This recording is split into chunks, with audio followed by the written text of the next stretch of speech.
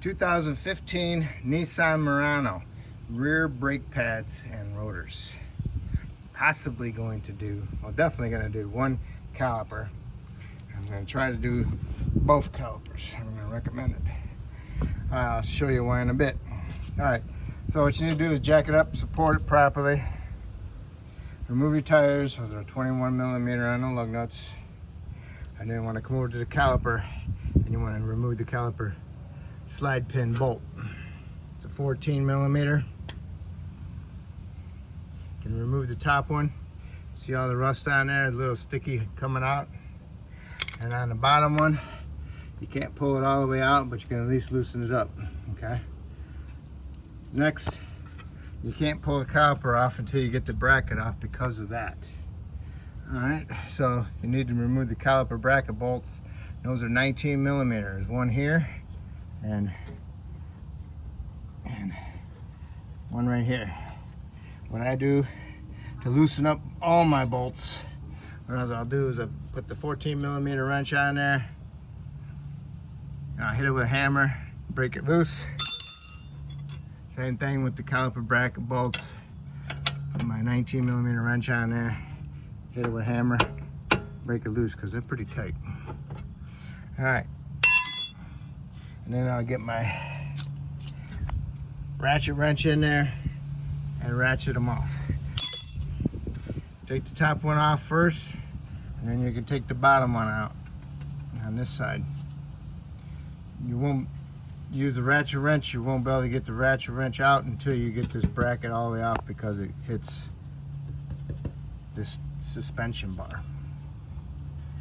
Okay, so I'm gonna remove, I got my caliper side pin bolts out, one of them, the other one loose.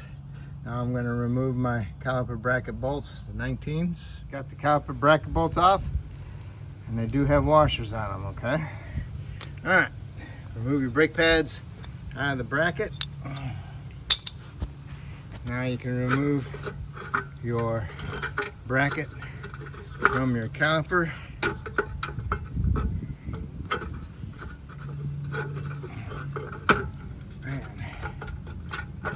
It's stuck on that bolt.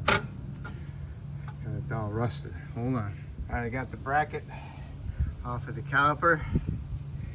Bolts are pretty rusted. I recommend replacing them. And if you notice, bottom one has no insulator on it, top one does.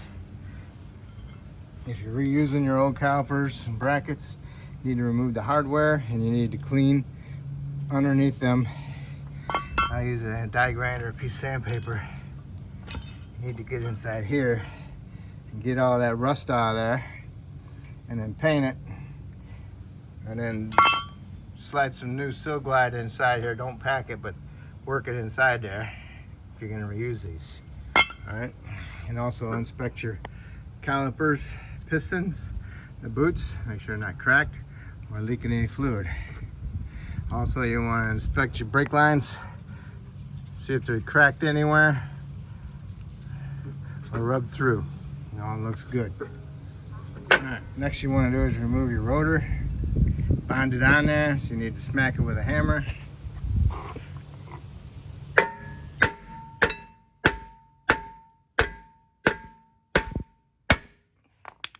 not to hit your wheel stud. Get them off. Takes two hands. All right. Broke it loose. Stick a screwdriver inside the fins on this one, and I can work it back and forth and get the rotor off. Rotor's off. Now you can inspect your parking brake shoes and metal material. As long as it's not thinner than the metal, you're good. And also what you need to do is you need to clean up your hub right here. Get it all nice and cleaned up and shiny. Try not to move any metal. If there's any rust on there, rust expands and it will cause your rotor to sit not true, and it will give you a slight wobble, and that might give you an indication of a brake pulsation. So when you get that all cleaned up, put a fine layer of anti-seize on it before you put your new rotor on. All right, I'll show you the other caliper on the other side.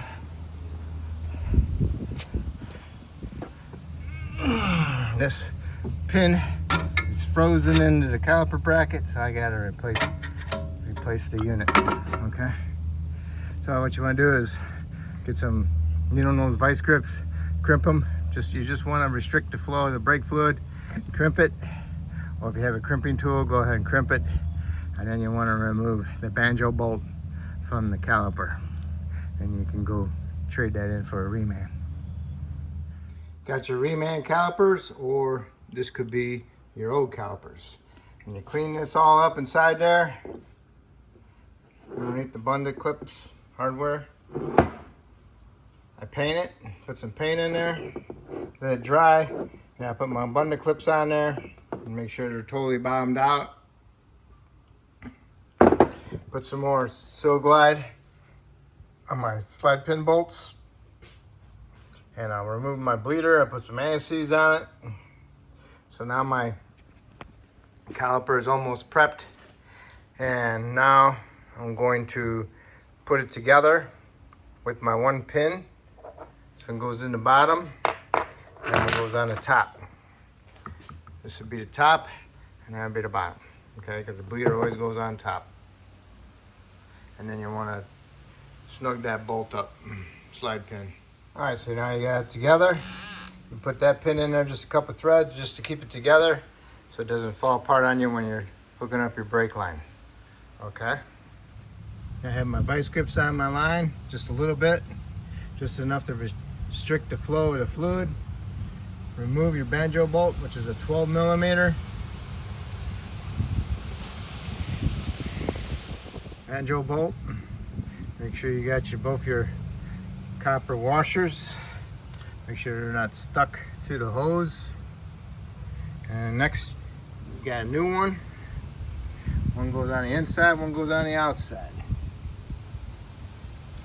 So, just like that. If these are all nice and rusty, then you need to clean them up. Okay, so now you gotta do is put this into the caliper, and this goes into a hole in the back side of the caliper.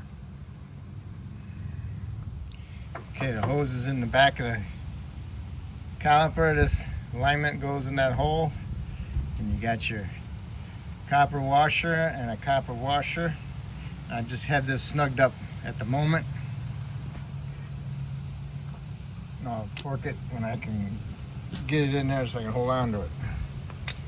Okay, so now what I'll do is put some anti-seize on my hub, get my rotor on there. Before you put your rotor on, you want to wash it with some soap and water to remove the shipping oil.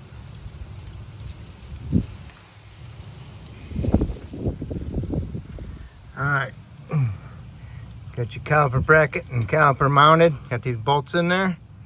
You got the other one in there in the bottom. You want to snug up the bottom one first, and you got to get the top one snugged up. And go ahead and you can tighten them. You can torque them to 80 foot-pounds on these bolts here, the caliper bracket bolts, 80 foot-pounds. Okay. Next, what you want to do is go ahead, remove this slide pin when you had loose. Slide your caliper out like so, and now we can put our pads in there. All right, here's the pads. I got my inner one in already. If you got the squeakers on them, you put the squeaker towards the rotation of the rotor, so it'll go on the top, on the inside. I only have one squeaker, and it's going to be on the other side. So what you want to do is you want to get these in there. These act like little springs. Get them in there like that, and get them up in there like that, like at a little bit of an angle. Twist them, push them in. Do that on the inside as well. And now what we want to do is swing that caliper up in there. Got it there. You get your bolt, slide pin bolt. Stick it in the hole, line it up, and run it up, and snug it up. You already got the bottom one snugged up. So what you want to do is you want to torque these to 17 foot-pounds. And once you got them torqued to 17 foot-pounds, you want to remove your bleeder. Put some anti-seize on the threads. And snug it up. And then don't forget, we gotta get the banjo bolt torqued also. Banjo bolt torque, 25 to 30 foot-pounds. Yeah, 25 to 30 foot-pounds. Okay. Then once you get that tight, you're gonna remove your vice grips if you haven't already. Then what you want to do is take a hammer, tap on your caliper a little bit. That'll help remove the bubbles around there. Put it up here towards the top, and open up your bleeder. You can see the air a little bit coming out of there. Alright, yeah. Okay. Just gotta wait for the fluid to come up. And when you see the fluid come up, you can go ahead and snug it up for now until you get the other side done. Well, looks like it ain't gonna happen. So, anyway, so I'm going to snug it up. I'll have to wait till I pump up the brakes. So, just make sure that this line is not twisted. Okay, make sure it's nice and nice loop there. All right. So now, what you can do is go do the other side the exact same way until you're ready to get to the bleeding in your brakes part. Okay. So go do the other side the exact same way. And if you got this plug from your old rotor, go ahead and put it in there. That's the adjuster hole for the parking brake. All right, got both sides back together.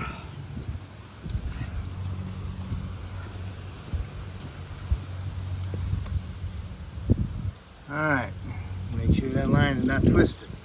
Now what you want to do is go inside, start it up, push the pedal to the floor a couple times until you got a decent pedal, and then we have to come out here and bleed the air out. Alright, I pumped the pedal up a couple times, open the bleeder, see what I get out. No gravity bleeding it. If you want to make it go a little bit faster, go ahead and open up the hood and take the cap off. That'll help bleed a little bit better. Alright, I opened up the hood, took the cap off the master cylinder. It's been dripping for a little bit, got a decent puddle. Now I'm gonna close it, snug it up, and go do the other side and see what that one does. That was the passenger side, farthest away from the master cylinder. This one shouldn't be tight. Alright, there's some air now. Here comes the fluid, so I'll let it drip a little bit. So what you want to do is you want to let it drip a little bit, and then you want to close it, go inside, start it up, pump the pedal a couple times, make sure you get a firm pedal. If the pedal is firm and you like it, then you're all set. And then you need to do is just go top off the fluid in the reservoir and make sure you double check to see what kind of type of fluid it is, if it's 3 or 4 or what. Good enough for now. I'll go inside and start it up and pump it up. Alright, don't forget to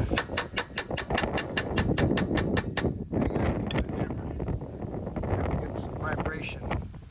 Knock the air loose inside there. Alright. See if I can get any air out of there.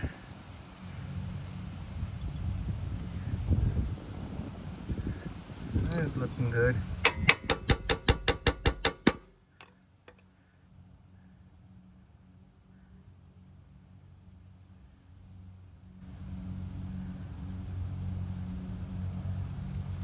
Looking good. Close it up.